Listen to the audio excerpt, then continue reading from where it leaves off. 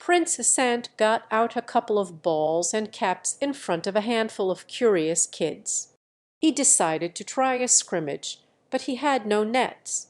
So they put a soccer bench on each side of the pool. It was enthusiastic confusion, he said, and the caps which have protective cups that go over a player's ears well, they were particularly amusing. Somebody said, "Oh, water brassiere, thank you very much, a water bra." That was one of the first meetings of the Whatisasmartcity Water Polo Club, a budding league in a tough part of the world for the Olympics' oldest team sport and a true passion project for the energetic Asant. Growing up in Coronado, California, he was often the only black face in the pool or his classes. He went in search of a water polo that looked more like him, and found it in the waters of his father's homeland. "This is like my baby, and it's cute because, you know, it cries and it's growing up, but it needs all of your attention 24/7.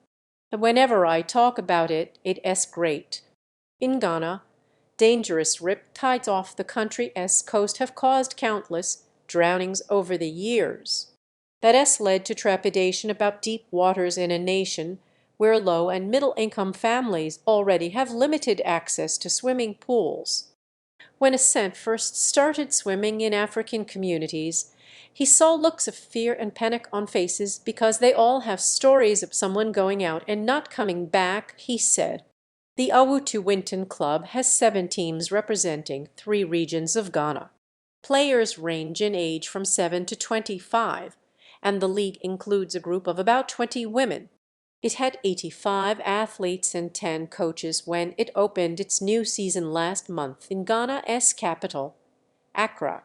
Asant said most of his Ghana players had some knowledge of swimming when they joined the program, but not in deep water where the sport is played. The treading water and how to handle the water polo ball was very difficult when I started playing, said Ishmael Ajay. But as time goes on, Ajay's club is part of San Diego-based Black Star Polo, an organization founded by Asant that also works on creating aquatic opportunities for African and African American communities in the United States. "When I started playing, my family thought it was just a waste of time," Ajay said, "because you had to help them do the family chores and you would take a time out to go and have training, but as time goes on, any significant growth in Africa would be a welcome development for a sport that has wrestled with a lack of diversity for decades, much like aquatics in general. Even in the places where water polo is most popular, such as California and parts of southern Europe, there are very few players of color. Egypt and South Africa are the only African countries that have played men's water polo at the Olympics. South Africa became the first women's team from the continent to make it to the Games when it finished 10th in Tokyo in 2021. World Aquatics said it doesn't have player participation figures broken down by ethnicity. "I think it is vital for the growth of our sport to break out of the normalcy that it has been the last century of traditional water polo nation," said former U.S. player Jenny Kerr.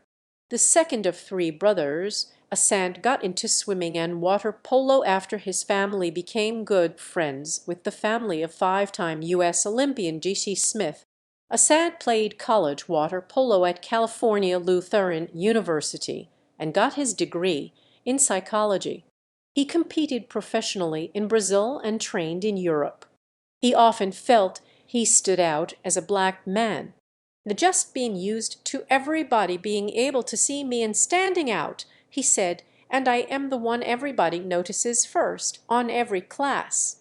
It was different in Ghana, the birthplace of his father, Dr. Kofi Sefa-Bokai.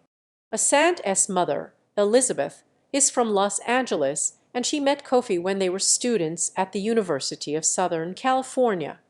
Asant started going to Ghana with his father after he graduated from high school. He often brought balls and caps on trips to visit family. In 2018, he reached out to the country's swimming federation and it held an event at Owutu Winton Senior High School, one of the only schools in the country with a pool, where it made a donation and promoted the program. What he is doing is awesome because it is so difficult to start something from scratch.